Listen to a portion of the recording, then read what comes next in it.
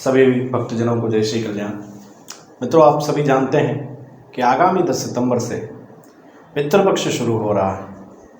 इस श्राद्ध पक्ष में हम अपने दिवंगत पूर्वजों के लिए अनेक प्रकार के कर्म, जप, तप एवं अनुष्ठान करते हैं। पितृदोष से निवृत्त व्यक्ति इन्हीं 16 श्राद्ध में अपने पूर्वजों की शांति के लिए, पितृदोष से मुक्ति के लिए अनेक अनुष्ठान करते हैं। पितृदोष एक ऐसा शब्द है जिसे सुनते ही हम बड़े गंभीर हो जाते हैं। अनेक प्रकार की स्थितियां मन में उत्पन्न होने लग जाती है।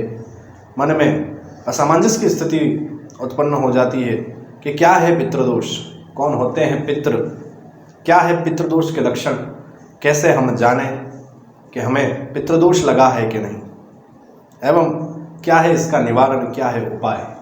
आज हम इन्हीं सभी विषयों पर बात करेंगे। मित्रों, पितृ किसे कहते हैं इसे समझना बहुत जरूरी है। जब हमारे कुल कुटुंब परिवार में हमारा कोई परिजन, जैसे हमारे दादा दादी, नाना नानी, चाचा चाची इत्यादि, किसी की मृत्यु हो जाती है एवं किसी कारणवश उनकी अंतिम विधि, अंतिम संस्कार विधिवत नहीं होता है, शास्त्रोक्त नहीं होता है, तो ऐसे व्यक्ति की आत्मा जो है प्रेत योनि या पितृ योनि में कर्म अनुसार जाती है। और जब वो अपने योनि में जाकर के किसी भी अपने परिवार कुटुंब के व्यक्ति को अपनी होने का, अनुभूति का एहसास कराती है। हम देखते हैं जिन व्यक्तियों को पितृदोष होता है उनके जो है अनेक कार्यों में बाधाएं आने लग जाती है। कई बार पितरों को समझने में भी हमें काफ़ी दिक्कत होती है। तो इस प्रकार की आत्माएं प्रेत या पितृ योनि में जाती है। कई लोगों को लगता है कि केवल परिजन रिश्तेदार ही पितृ बन सकते, ऐसा नहीं। आपका कोई सगा संबंधी के अलावा आपका कोई मित्र, कोई पाला हुआ पशु, आपके गुरु, आपके कुल गुरु, वह आपसे कोई आस रखने वाला व्यक्ति, ऐसी कोई भी आत्मा भी आपका पितृ बन सकती है और उसका भी पितृदोष आपको पड़ सकता है। पितृदोष क्या है, इसके लक्षण क्या है? जिस व्यक्ति को पितृदोष लगता है उसके जीवन में अनेक प्रयास करने के बाद भी उसे किसी कार्य में सफलता नहीं मिलती। उसके घर में स्थिर धन कृपा नहीं बनती।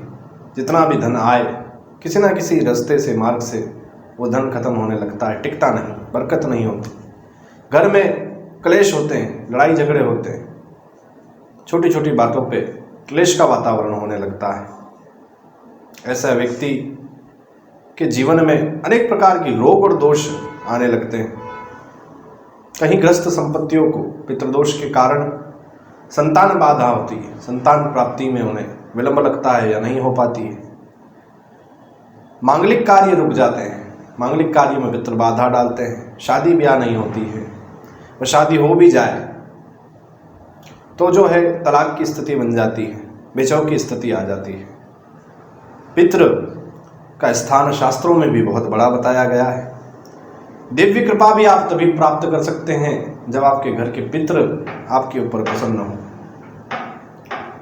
पितृदोष के मुख्य लक्षण है, स्वप्न में यदि आपको बार बार अपने मृतक परिजन दिखें, गुजरे हुए व्यक्ति दिखें, या बार बार आपको सर्प के दर्शन हो, नाग के दर्शन हो, तो आपको पितृदोष लगा हुआ है। इसका एक मुख्य लक्षण है कि भोजन करते समय यदि आपके खाने में बार बार आपको बालों का मिलना हो, एक बार तो ठीक, पर कई बार जब आपको बाल मिलने लगे भोजन में निरंतर, तो आपको समझ जाना चाहिए कि आप पितृदोष से ग्रसित हो रहे हैं।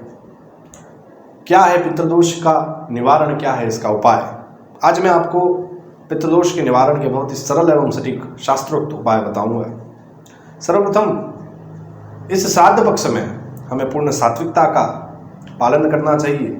मांस, मदिरा, प्याज, लहसुन एवं आदि इत्यादि तामसिक भोजन से हमें परहेज करना चाहिए।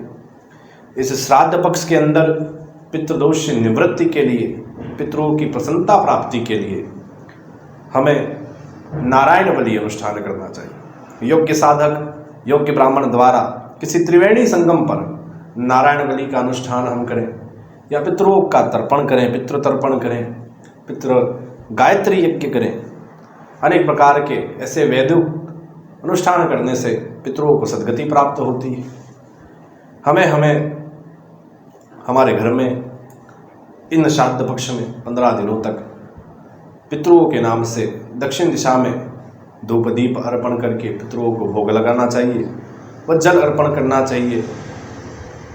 जल अर्पण करके पितरों को नमन करने से भी पितृ अनुकंपा प्राप्त होती है। एक और महत्वपूर्ण चीज़ है, कई बार मैं देखता हूँ कि पितृ पूजा में कई लोग काफ़ी त्रुटियाँ करते हैं, गलतियाँ करते हैं। जब हम पितरों की पूजा करते हैं तो जब पितरों की हम सेवा करें तो उन्हें शीतलता के लिए केवल चंदन का तिलक लगाएं। चंदन तिलक से पितरों को शीतलता मिलती है। और तिलक के लिए जो हमारी है सीधे हाथ की तर्जनी उंगली का हम प्रयोग करें। सीधे हाथ की इस प्रथम उंगली तर्जनी जिसको कहते हैं उसी का केवल प्रयोग करें। देवताओं की सेवा के लिए हम इस उंगली का प्रयोग करते हैं, वो पितरों की सेवा के लिए हम प्रथम उंगली तर्जनी का प्रयोग करें, जिससे पितृ उस सेवा को स्वीकार करें। पूर्वजों को हम जब जल अर्पित करें तब विशेष ध्यान रखें। देवताओं का, ऋषियों का और पूर्वजों को जल अर्पित करने की विभिन्न विधियां हैं। जब हम सूर्य नारायण की उपासना करते हैं तब हम सूर्य नारायण को इस मुद्रा में जल अर्पण करते हैं।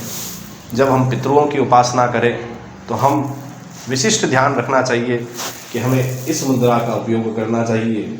इस मुद्रा से जो है हमें पात्र पकड़ के जल अर्पण पितरों को करना चाहिए। और देवताओं को जो है हम अलग प्रकार से जल अर्पण करते हैं, तो पितरों को इस मुद्रा में हमें जल अर्पित करना चाहिए। श्राद्ध पक्ष के अलावा भी हमें अपने घर की दक्षिण दिशा में हमारे पितरों की स्थापना करनी चाहिए। नित्य उनका पूजन अर्चन और सेवा ध्यान धूप हमें करनी चाहिए, जिससे पितृ अनुकंपा हमारे ऊपर बनी रहे।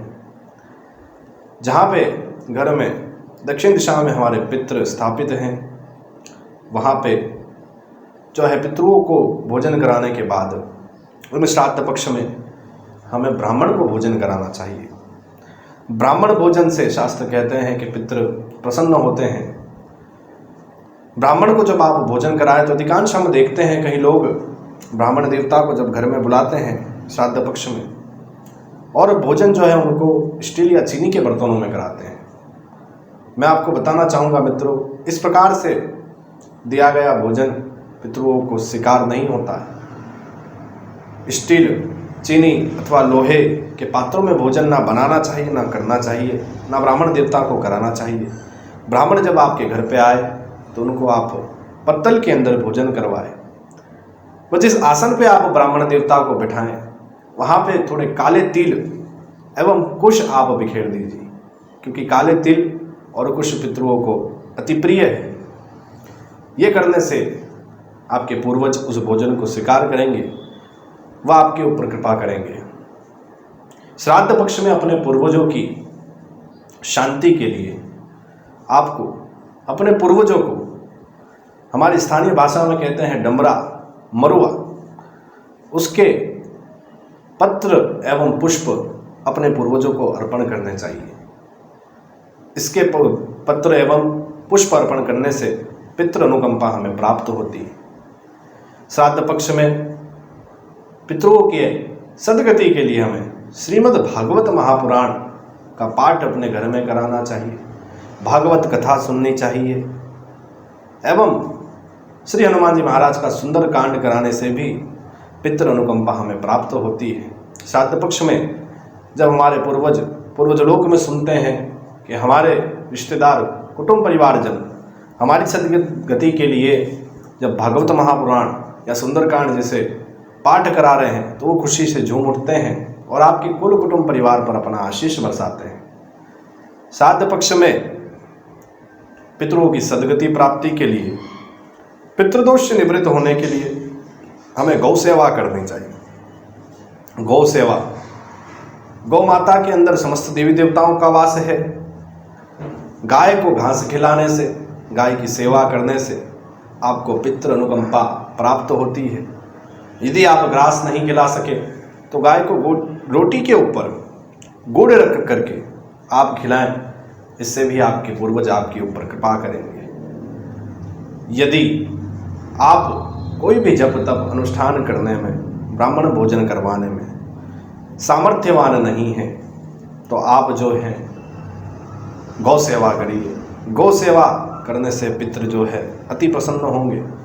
इन सब उक्त बताए उपायों में से यदि आप कुछ भी करने में सामर्थ्यवान नहीं हैं, तो श्राद्ध पक्ष में अपने पितरों की शांति के लिए आप दक्षिण दिशा के अंदर भगवत नाम लेकर के 3 दीप प्रज्वलित करिए और क्षमा याचना मांगते हुए, अपने पितरों का स्मरण करते हुए 2 आंसू अपने पूर्वजों के नाम से वहाँ करें। इतना भाव से उन्हें श्रद्धा से नमन करके यदि आप माफ़ी मांगे तो इस श्राद्ध आपका स्वीकार किया जाएगा, पितृदोष से आप मुक्त होंगे। और आज के युग में मैं मेरे युवा भाई बहनों से एक निवेदन करना चाहूँगा कि जीवित पिता को दीन ना नीर, मृतक पिता को हलवा खीर। हम देख रहे हैं कि आज के युग में जीवित माता पिता का, जीवित देवताओं का व्यक्ति ना सम्मान कर रहा है, ना मर्यादा रख रहा है, और मरने के बाद में उनको हलवा खीर का भोग लगाया जाता है। अपेक्षा की जाती है कि कौवे के रूप में वो आए और हमारा भोजन स्वीकार करे। तो मेरे भाइयों और बहनों, मैं कहना चाहूँगा कि जीवित माता पिता का भी उतना ही सम्मान करिए। हम देखते हैं कि जीवित पिता को दंगम दंगा और मृतक पिता को ले जावे गंगा। कि जब पिता जीवित थे, माता पिता थे, तब उनसे लड़ाई करी, झगड़े करे, उन्हें परेशान किया, और मरने के बाद में उनको गंगा जी लेकर के गए। ऐसा करने से कोई लाभ नहीं होता है। जीवन में माता पिता एवं गुरु का सम्मान आप करिए, उनके उपदेशों पे चलिए। माता पिता व गुरु को आप नमन करिए, वह उनकी बात अपने जीवन में आप लागू करिए, तो आप अनेक प्रकार के रोगों से, दोषों से निवृत्त होंगे। और माता पिता गुरु की कृपा बनी रही तो आप जीवन में 100% सफलता अर्जित करेंगे। तो इस श्राद्ध में इन सभी उपायों को करके आप अपने पितरों की अनुकंपा पाएँ, भगवत प्राप्ति कर पाएँ। और कुछ भी नहीं कर सके तो ज़्यादा से ज़्यादा इस श्राद्ध में सपरिवार एकत्रित होकर के भगवत नाम का नाम संकीर्तन कीजिए, जिससे आपको भगवत कृपा, पितृ कृपा प्राप्त हो, आगामी आपका जीवन मंगलमय हो। इसी आशा के साथ में आप सभी के मंगल के लिए श्री शेषावतार कलाजी महाराज से हम बारंबार प्रार्थना करते हैं। जय श्री कृष्ण।